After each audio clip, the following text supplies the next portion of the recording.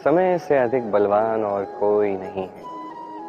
देखा जाए तो जन्म से अंत तक का ये जो समय है ये जीवन है, किंतु इसमें भी जो समय आता है किसी कारण से आता है जिसे हम जी सकते हैं, जिसे हम सीख सकते हैं।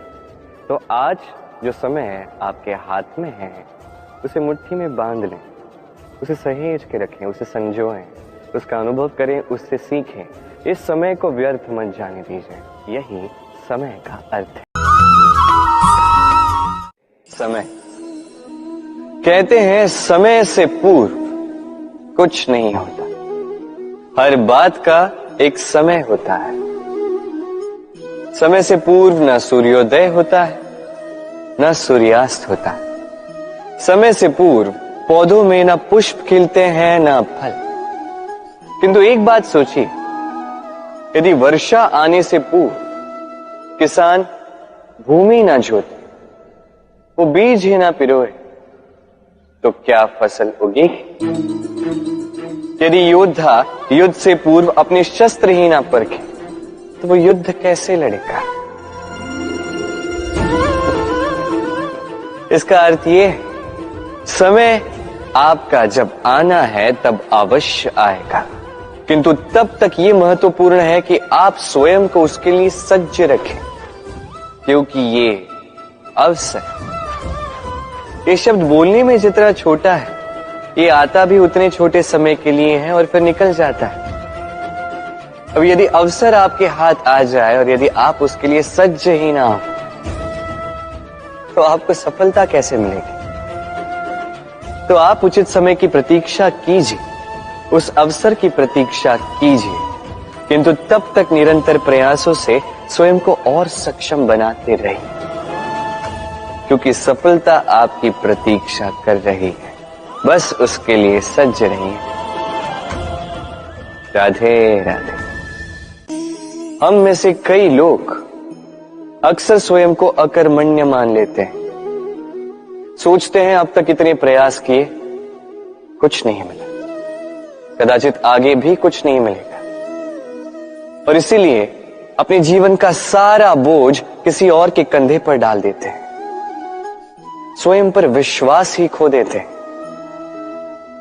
क्यों नहीं समझ पाते ये बात कि जब तक पांव में कांटा नहीं चुभेगा, व्यक्ति को ज्ञात कैसे होगा कि आगे नीचे देखकर चलना होगा। सूर्य को स्वयं जलना पड़ता है ताकि दूसरों को प्रकाश दे सके। रात्रि के अंधकार से लड़ने के लिए चंद्रमा को आकाश में अकेले चलना पड़ता है। नदी अपनी यात्रा कैसे बनाती है, अपना मार्ग कैसे बनाती है? इन चट्टानों से लड़कर बनाती है। यदि आप स्वयं आपकी सहायता करने में सक्षम नहीं रहे, तो निश्चित रूप से आपका यह जीवन व्यर्थ ही है। स्मरण रखिएगा, इस संसार में अपने जीवन का भार अपने ही कंधों पर उठाना पड़ता है। दूसरों के कंधों पर केवल शव यात्रा चलती है। और इस संसार में जीवित वही है जो आत्मनिर्भर है।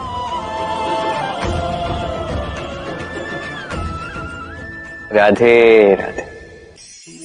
हम सभी कुछ न कुछ पढ़ चुके हैं, कुछ न कुछ सीख चुके हैं, किंतु ये ज्ञान का केवल प्रारंभ है। हमारी चेतना कहां से जागी, ये जानते हुए भी हम समझ नहीं पाते। तो चलिए आज पुनः एक बार सीखते हैं ज्ञान का ककहरा। व्यंजनों का प्रारंभ होता है क से। क से कबूतर, ये पढ़ते पढ़ते हम शब्द रचना सीखते हैं, उसके पश्चात सब कुछ। किंतु क्या कभी आपने सोचा है कि ये क से ही क्यों प्रारंभ होता है? कोई और व्यंजन क्यों नहीं? क्योंकि ये क दर्शाता है करुणा। करुणा जो सबसे महत्वपूर्ण भाव है।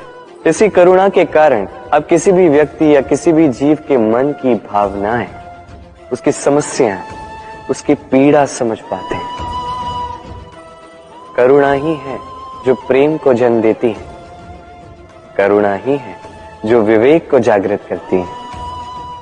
तो क से करुणा यदि आप सीख गए, तो ज्ञा से ज्ञानी बनने में अधिक समय नहीं लगेगा। राधे राधे।